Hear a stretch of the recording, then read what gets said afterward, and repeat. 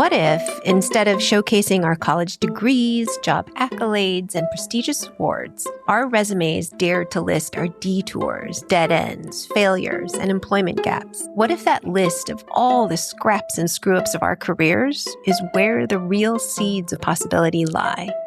We offer up the muddy mess to showcase that nothing is wasted. Every experience counts and creates the conditions for new life and growth. The scraps, the leftovers, the discarded stuff, its richness is the fertile soil for new life to take root. Even in the times we've been hurt, disappointed, let down, these shitty experiences make way for new learnings. Here's the executive director of the Wallis Annenberg GenSpace, Christopher Leech, and his contribution to the shit pile.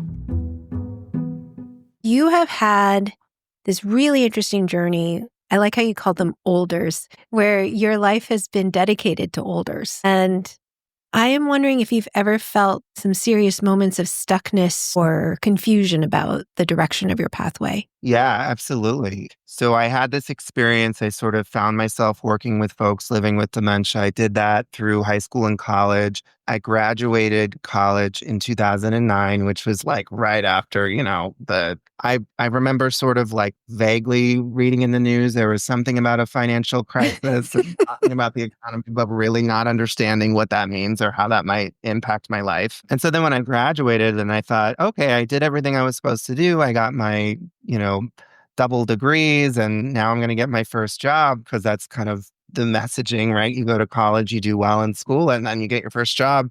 And it was a real struggle. I couldn't find anything directly. I had studied psychology, and I was thinking I wanted to become a psychologist. And so I was looking for work that I could do in research, or perhaps more in a nonprofit sort of client services. And at that time, for I would say 3 to 6 months after I graduated, it was super challenging. But what I did find was an internship in senior living. And I have to say, felt a little ambivalent about it, because I thought, okay, well, that's what I've been doing, but I wanted to get different experience. And so I did that for 2 years and was hired on as a memory care director. But when I started working, particularly sort of in a for-profit senior living memory care, which is much further down the dementia journey than the folks that I had been working with. When somebody is in a residential facility, a lot of times, you're dealing with end-of-life issues. Not to knock it. I mean, it's really important work, and that's a really important part of the continuum of care, but it's challenging work. And when you're 22 and you're just kind of like, okay, I have folks that are on hospice here. There's sort of this process that I sort of understand with how we're treating these folks, and they're passing away, but also I'm sort of managing a team of caregivers and have relatively limited resources. And so in that moment, I would say, is this what I want to do? I was sort of experiencing a lot of honestly, frankly, grief when residents would pass away. And I didn't really feel like I had anybody to talk to about that, because I think in my immediate work environment, that was something that at least higher ups, they had been in that for a while and they were used to. And then talking to peers that were not in this, elder care ecosystem at all, it's kind of a downer, like talking about, I'm sad about the person that died at brunch. But I do have a very distinct memory of coming back from a weekend away. And typically, I would know if a resident passed away, but there was one that it happened overnight and I didn't know about it. And I went into her room, and normally she had this quilt on the bed and she had, her posters up, and it was all gone. And it was just kind of a gut punch moment of like, wow, this is so sad. So that's when I thought, okay, maybe I'm not sure I want to keep working with older adults. I feel like I kind of fell into this, and it was what was, I wouldn't say easy, but it's in that moment, in that economy that we were in, that's what I was able to do. And it's, I guess, maybe on some level what I was good at, what I had experience in. So I was thinking, okay, I can't get this research job that I'm looking for. I can't quite find the experience that I want. So I think maybe I should go and get a master's degree, like so many millennials my age did at that time. And so I was thinking a lot about ethics and sort of how do you manage those resources at end of life? Is this the right way? Are there other models out there?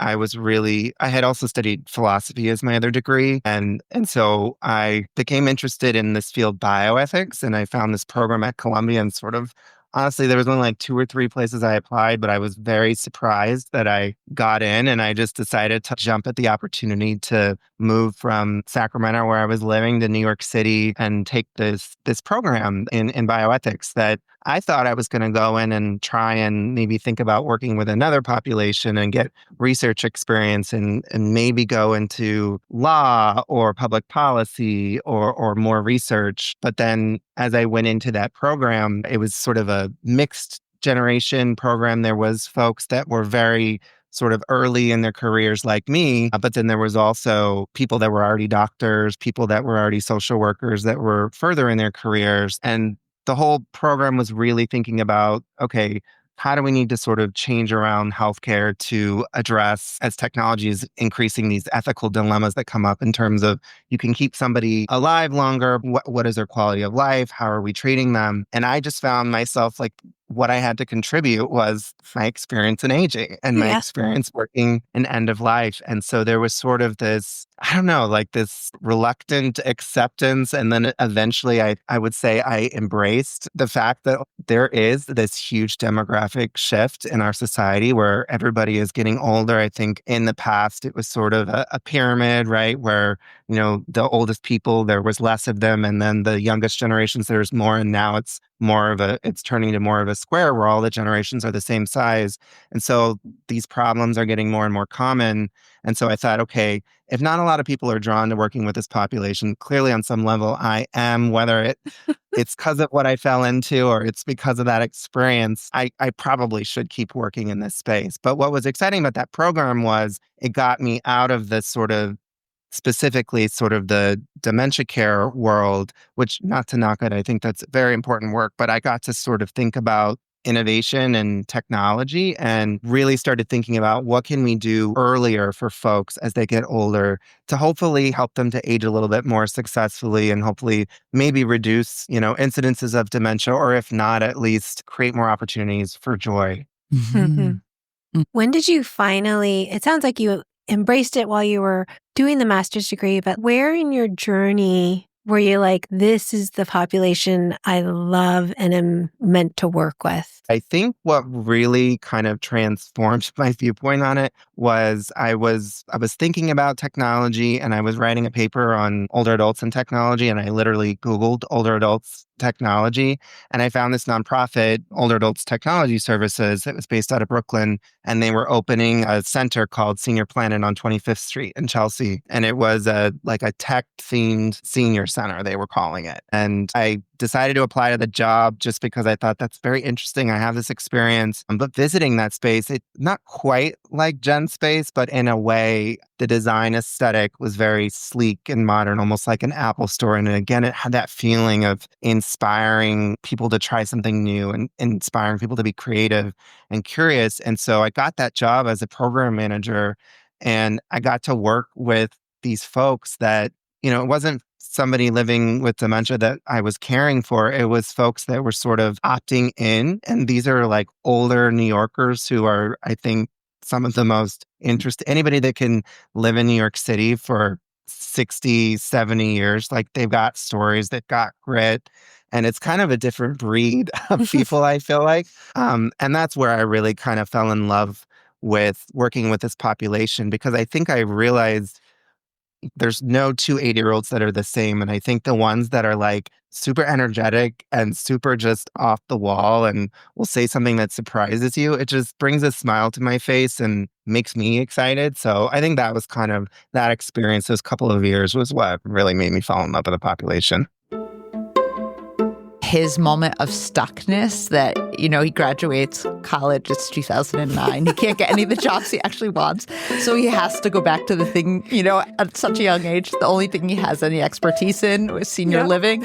And yet this, that being such an example of a detour or what felt like a dead end in that moment ends up continuing to lay the groundwork for a career that he currently has where he feels like he's flourishing.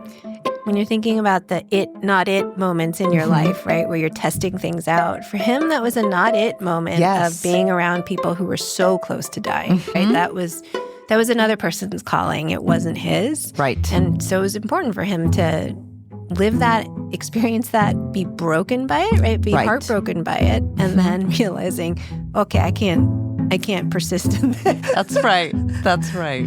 Yes. For more, make sure you listen to the full episode of A Life Worth Working with Christopher Leech.